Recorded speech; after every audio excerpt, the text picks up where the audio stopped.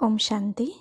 आज हम 1 फरवरी 75 की अव्यक्तवाणी सुनते हैं। आज की वाणी का सार है ईश्वर के साथ का और लगन की अग्नि का अनुभव। प्रकृति को दासी बनाकर सदा उदासी को दूर करने की युक्तियां बताने वाले शिव बाबा बोले, जो समीप होते हैं वही समान बनते हैं। जैसे साकार रूप में समीप हो वैसे ही लगन लगाने में भी बाप दादा के तख्त निवासी हो। जैसे तन के समीप हो वैसे ही मन से भी समीप हो। जैसे विदेश में रहने वाले तन से दूर होते भी मन से सदैव समीप है, बाप दादा के सदैव साथी ही है, अर्थात हर समय साथी बनकर साथ का अनुभव करते हैं। वैसे सदैव साक्षी बनने का व साथ निभाने का अनुभव करते हो। जैसे बंधन में रहने वाली गोपिकाएं हर श्वास हर संकल्प बाबा बाबा की धुन में ही खोई रहती हो। जैसे बाहर वालों को मिलन की तड़प रहती है, ऐसे ही हर समय याद की तड़प में रहते हो या साधारण स्मृति में रहते हो। हम तो है ही बाबा के, हम तो है ही समीप, हम तो है ही समर्पण और हमारा तो एक बाबा ही है। सिर्फ इन संकल्पों से ही तो संतुष्ट नहीं हो गए हो। अपनी लगन में अग्नि की महसूसता आती है। जिस लगन की अग्नि में स्वयं के पास्ट के संस्कार और स्वभाव अन्य आत्माओं के दुखदायी संस्कार व स्वभाव को भस्म कर सको। ज्ञान द्वारा अथवा स्नेह व संपर्क द्वारा संस्कार परिवर्तित करते तो हो, लेकिन उसमें समय लगता है। मिटा हुआ सा संस्कार फिर भी कब प्रत्यक्ष हो जाता है, लेकिन अब समय लगन की अग्नि में भस्म करने का है, जो फिर उस संस्कार का नामो निशान भी न रहे। इस मुक्ति की युक्ति कौन सी है? अर्थात इस लगन की अग्नि को पैदा करने की युक्ति व तिल्ली कौन सी है? तिल्ली से आग जलाते हो ना, तो इस अग्नि को प्रज्वलित करने की कौन सी तिल्ली है? एक शब्द कौन सा है? तो देखो, बाबा कहते हैं कि दृढ़ संकल्प, अर्थात मर जाएंगे और मिट जाएंगे, लेकिन करना ही है। करना तो चाहिए, होना तो चाहिए, कर ही रहे हैं, हो ही जाएगा।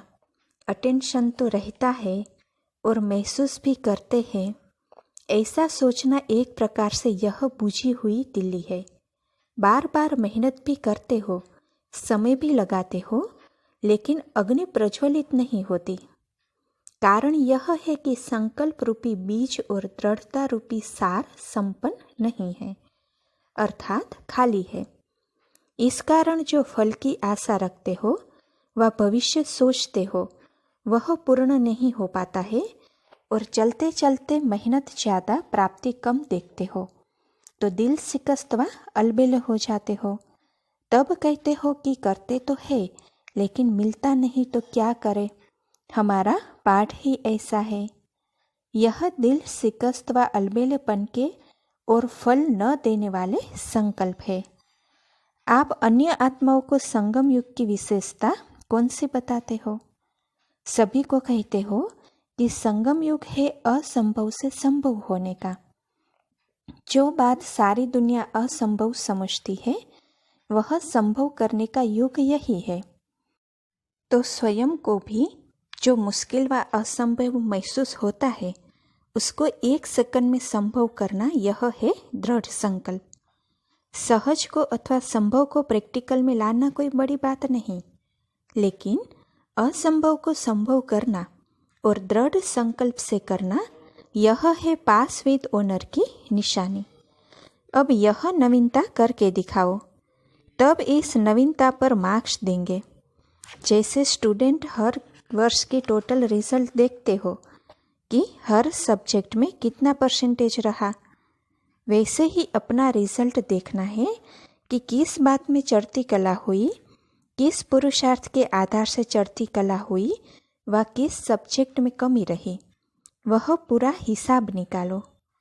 मुबारक भी बाप दादा सदैव देते हैं, क्योंकि सृष्टि का बड़ा दिन तो यही है ना। प्रकृति दासी होती है, परंतु दासी के कभी दास न बनना और दास बनने की निशानी होगी उदासी। किसी न किसी संस्कार व स्वभाव के दास बनते हो तब उदास होते हो। अच्छा, अब इस मुरली का सार सुनते हैं। पहली पॉइंट है, जैसे आप सभी को कहते हो कि संगम युग है असंभव से संभव होने का। जो बात सारी दुनिया असंभव समझती है वह संभव करने का युग यही है। तो स्वयं को भी जो मुश्किल व असंभव महसूस होता है उसको 1 सेकंड में संभव करना है। असंभव को संभव करना और दृढ़ संकल्प से करना, यही है पास विद ऑनर की निशानी। दूसरी पॉइंट, अब समय है पुराने संस्कारों को लगन की अग्नि में भस्म करने का, जो फिर इस संस्कार का नामो निशान भी न रहे। तीसरी पॉइंट, जैसे स्टूडेंट हर वर्ष की टोटल रिजल्ट देखते हैं कि हर सब्जेक्ट में कितना परसेंटेज रही, वैसे ही अपना रिजल्ट देखना है कि किस बात में चढ़ती कला हुई, किस पुरुषार्थ के आधार से चढ़ती कला हुई व किस सब्जेक्ट में कमी रही, वह पूरा हिसाब निकालो। अच्छा, ओम शांति।